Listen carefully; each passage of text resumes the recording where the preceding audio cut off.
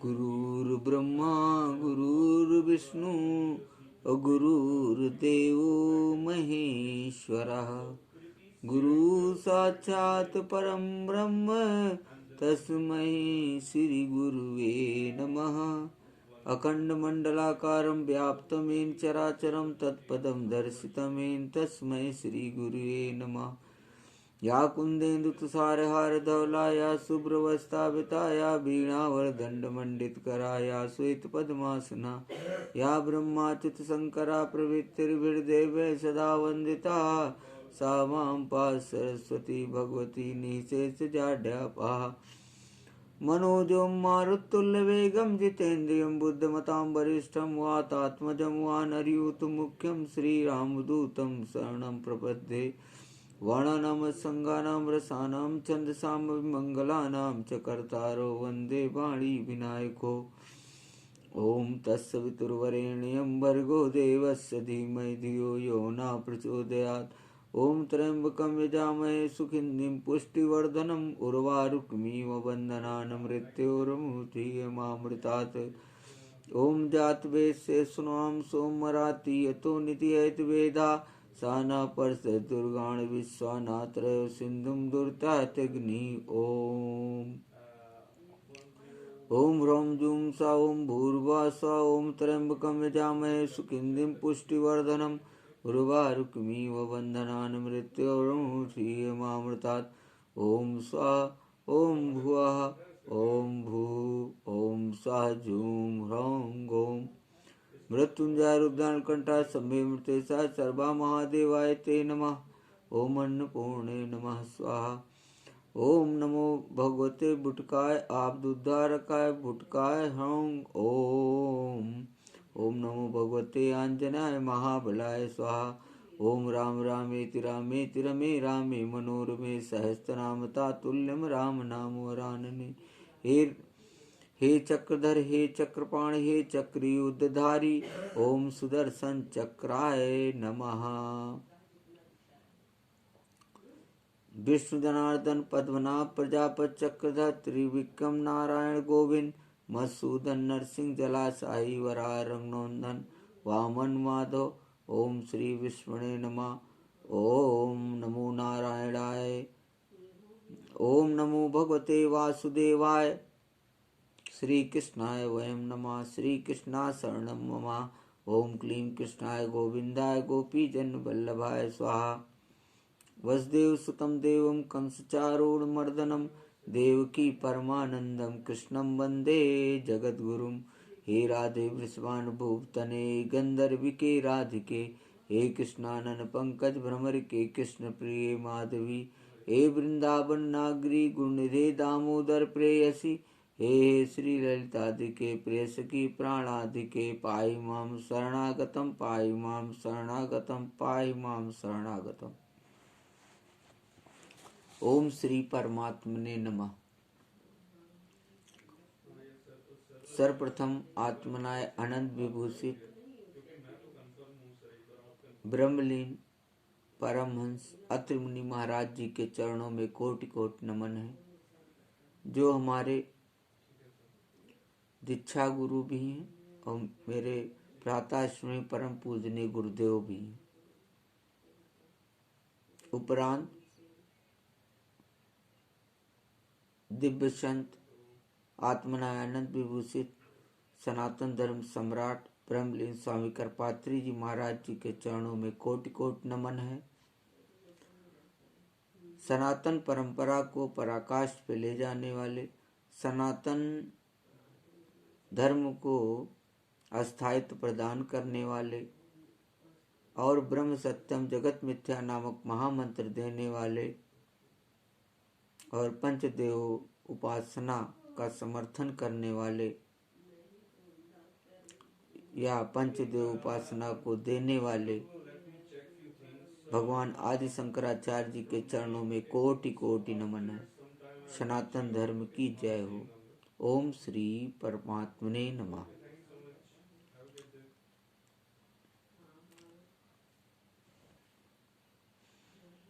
संपूर्ण श्रीमद् भागवत कथा के जो दिव्य स्कंद हैं उनकी कथा को सुनाने का क्रम हमारा चल रहा है, जिसको मैंने पितृपक्ष के महीने से मैंने प्रारंभ किया, जिसमें सबसे पहले आप लोगों को हमने जो ज्ञान सिंधु स्कंद है, जिसे ज्ञान योग स्कंद भी कहते हैं, एकादश स्कंद, उसके 31 अध्याय में, जो कि 31 अध्याय का है, उसके एक एक अध्याय की कथा को मैंने आप लोगों को सुनाया है। उसी क्रम को आगे बढ़ाते हुए द्वादश स्कंद की कथा भी मैंने शुरू की है, जिसमें हम लोग जो है आज आप लोगों को पता ही है कि 9वां अध्याय चल रहा है, जिसमें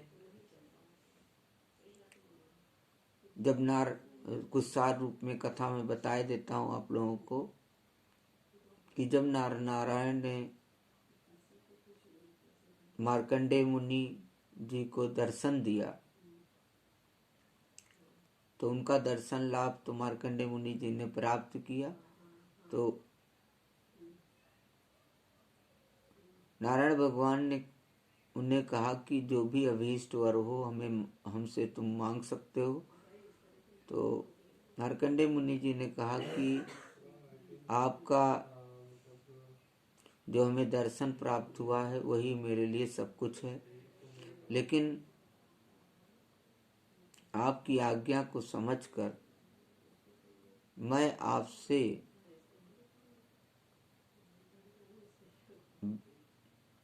ब्रह्म की माया को समझना चाहता हूँ, या ब्रह्म की माया का जो ज्ञान है उसको प्राप्त करना चाहता हूँ। तो उसी ज्ञान को कराने के लिए भगवान ने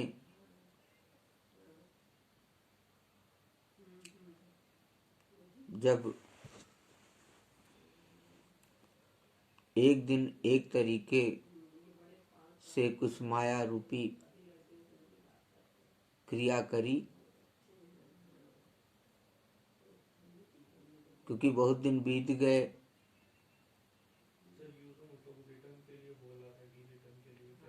जब ये वर के लिए कहा तो काफी दिन बीत गए। तो मार्कंडेय मुनि जी काफी दिन बीत तो गए, लेकिन उन्हें इसका ज्ञान न रहा, क्योंकि कायिक वाचिक मानसिक तीनों रूप से मार्कंडेय मुनि भगवान की शरण में हमेशा रहते थे।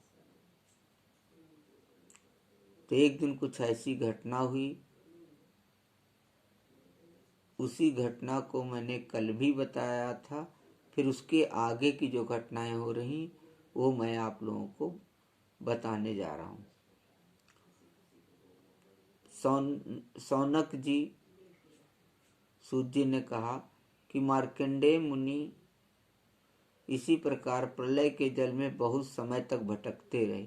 एक बार उन्होंने पृथ्वी के एक टीले पर एक छोटा सा बरगद का पेड़ देखा।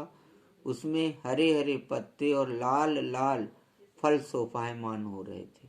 बरगद के पेड़ में ईशान कोण पर एक डाल थी, उसमें एक पत्तों का दोना सा बन गया था। उसी पर एक बड़ा ही सुंदर नन्हा सा शिशु लेट रहा था। उसके शरीर से ऐसी उज्जवल छटा छिटक रही थी जिससे आसपास का अंधेरा दूर हो रहा था। वह शिशु मरकत मणि के समान सांवल सांवला था। महामरकत श्यामम श्रीमद वदन पंकजम और कंबुग्रीवम महोरस्कम सुनासम सुंदर भ्रुवम। वह शिशु मरकतमणि के समान सांवल सांवला था। मुख कमल पर सारा सौंदर्य फूटा पड़ता था। गर्दन संग के समान उतार चढ़ाव वाली थी। छाती चौड़ी थी। तोते की चोंच के समान सुंदर नासिका और भौवें बड़ी मनोहर थी। काली काली घुंघराली अलकें कपोलों पर लटक रही थीं और श्वास लगने से कभी कभी हिल भी जाती थीं। संग के समान घुमावदार कानों में अनार के लाल लाल फूल शोभायमान हो रहे थे। मूंगे के समान लाल लाल ओंठों की कांति से उनकी सुधामयी श्वेत मुस्कान कुछ लालिमा मिश्रित हो गई थी। नेत्रों के कोने कमल के भीतरी भाग के समान तनिक लाल लाल थे। मुस्कान और चितवन बरबस हृदय को पकड़ लेती थी। बड़ी गंभीर नाभि थी। छोटी सी तोंद पीतल के पत्ते के समान जान पड़ती और सांस लेने के समय उस पर पड़ी हुई बलें तथा नाभि भी हिल जाया करती थी। नन्हे नन्हे हाथों में बड़ी सुंदर सुंदर अंगुलियां थीं। वह शिशु अपने दोनों कर कमलों से एक चरण कमल को मुख में डालकर चूस रहा था। मार्कंडेय मुनि यह दिव्य दृश्य देखकर अत्यंत विस्मित हो गए। शौनक जी, उस दिव्य शिशु को देखते ही मार्कंडेय मुनि की सारी थकावट जाती रही। आनंद से उनके हृदय कमल और नेत्र कमल खिल गए। शरीर पुलकित हो गया। उस नन्हे से शिशु के इस अद्भुत भाव को देखकर उनके मन में तरह तरह की शंकाएं, वह कौन है इत्यादि आने लगी और वे उस शिशु से ये बातें पूछने के लिए उसके सामने सरक गए। अभी मार्कंडेय जी पहुंच भी ना पाए थे कि उस शिशु के श्वास के साथ उसके शरीर के भीतर उसी प्रकार घुस गए जैसे कोई मच्छर किसी के पेट में चला गया। उस शिशु के पेट में जाकर उन्होंने सबकी सब वही सृष्टि देखी जैसी प्रलय के पहले उन्होंने देखी थी। वे वह सब विचित्र दृश्य देखकर आश्चर्यचकित हो गए। वे मोह बस कुछ विचार विमर्श न कर सके। उन्होंने उस शिशु के उदर में आकाश हरिओम हरिओम हरिओम हरिओम उन्होंने उस शिशु के उदर में आकाश, अंतरिक्ष, ज्योतिर्मंडल, पर्वत, समुद्र, द्वीप, वर्ष, दिशाएं, देवता, दैत्य, वन, देश, नदियां, नगर, खाने, किसानों के गांव, अहीरों की बस्तियां, आश्रम, वर्ण, उनके आचार व्यवहार, पंचमहाभूत, भूतों से बने हुए प्राणियों के शरीर तथा पदार्थ अनेक युग और कल्पों के भेद से युक्त काल आदि सब कुछ देखा। केवल इतना ही नहीं, जिन देशों, वस्तुओं और कालों के द्वारा जगत का व्यवहार संपन्न होता है वह सब कुछ वहां विद्यमान था। कहाँ तक कहें, यह संपूर्ण विश्व न होने पर भी वहां सत्य के समान प्रतीत होते देखा। हिमालयं पुष्पवाहां च ताम नदीं निजाश्रमं तत्र ऋषीन् पश्यत। हिमालय पर्वत, वहीं पुष्पभद्रा नदी, उसके तट पर अपना आश्रम और वहां रहने वाले ऋषियों को भी मार्कंडेय जी ने प्रत्यक्ष ही देखा। इस प्रकार संपूर्ण विश्व को देखते देखते ही वे उस दिव्य शिशु के सांस के द्वारा बाहर आ गए और फिर प्रलयकालीन समुद्र में गिर पड़े। अब फिर उन्होंने देखा कि समुद्र के बीच पृथ्वी के टीले पर वहीं बरगद का पेड़ ज्यों का त्यों विद्यमान है और उसके पत्ते के दोनों में वहाँ शिष्य सोया हुआ है। उसके अधरों पर प्रेमामृत से परिपूर्ण मंद मंद मुस्कान है और अपनी प्रेम पूर्ण चितवन से वह मार्कंडेय जी को अर्थात मार्कंडेय जी की ओर देख रहा था। बोलो भक्त और भगवान की जय। अब मार्कंडेय मुनि इंद्रियातीत भगवान को, जो शिष्य के रूप में क्रीड़ा कर रहे थे और नेत्रों के मार्ग से पहले ही हृदय में विराजमान हो चुके थे, आलिंगन करने के लिए बड़े श्रम और कठिनाइयों से आगे बढ़े। तावसा भगवान साक्षात योगाधीशो गुहाशया अंतर्दध ऋषे सद्यो यथे हानि सनिर्मता। परंतु सौनक जी भगवान केवल योगियों के ही नहीं, स्वयं योग के भी स्वामी और सबके हृदय में छिपे रहने वाले हैं। अभी मार्कंडेय मुनि उनके पास पहुंच भी ना पाए थे कि वे तुरंत अंतर्ध्यान हो गए। ठीक वैसे ही जैसे अभागे और असमर्थ पुरुषों के परिश्रम का पता नहीं चलता कि वह फल दिए बिना ही क्या हो गया। सौनक जी, उस शिष्य के अंतर्ध्यान होते ही वह बरगद का वृक्ष तथा प्रलयकालीन दृश्य एवं जल भी तत्काल लीन हो गया और मार्कंडेय मुनि ने देखा कि मैं तो पहले के समान ही अपने आश्रम में बैठा हुआ हूँ। अब यहाँ पर आप लोगों को जानकर हर्ष होगा कि यहाँ पे 9वां अध्याय समाप्त हो रहा है।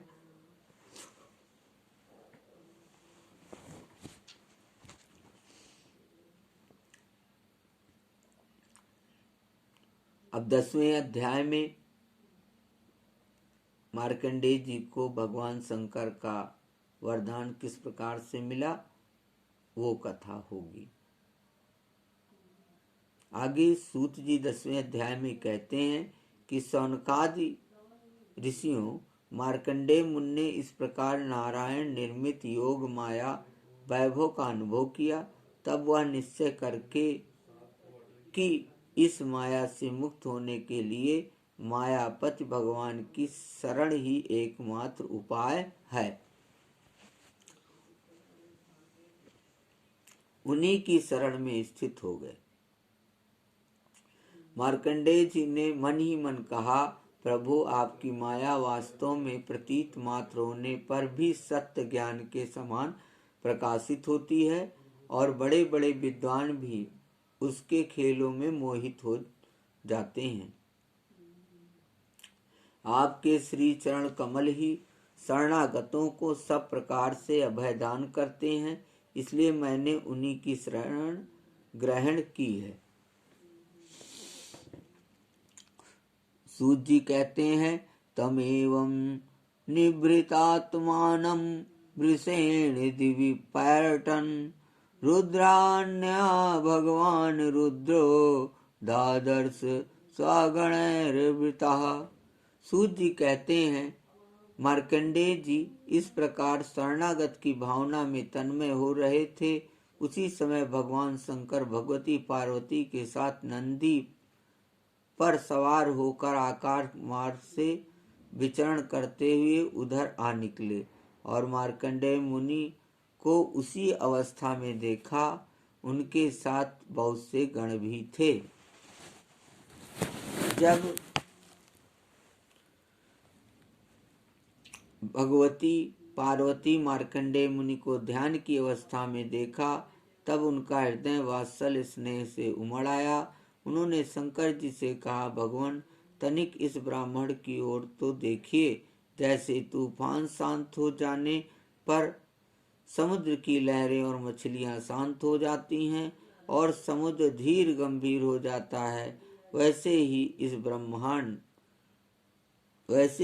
इस ब्राह्मण का शरीर, इंद्रिय और अंतःकरण शांत हो रहा है। समस्त सिद्धियों के दाता आप ही हैं, इसलिए कृपा करके आप इस ब्राह्मण की तपस्या का प्रत्यक्ष फल दीजिए। बोलो भक्त और भगवान की जय। श्री कृष्ण गोविंद हरे मुरारे, हे नाथ नारायण वासुदेवा। श्री कृष्ण गोविंद हरे मुरारे, हे नाथ। श्री कृष्ण गोविंद हरे मुरारे, हे नाथ नारायण वासुदेवा। हे चक्रधर, हे चक्रपाण, हे चक्रयुद्धारी, ओम सुदर्शन चक्राय नमः। ओम श्री परमात्मने नमः। सोहम राम सोहम, सोहम राम सोहम, सोहम राम सोहम।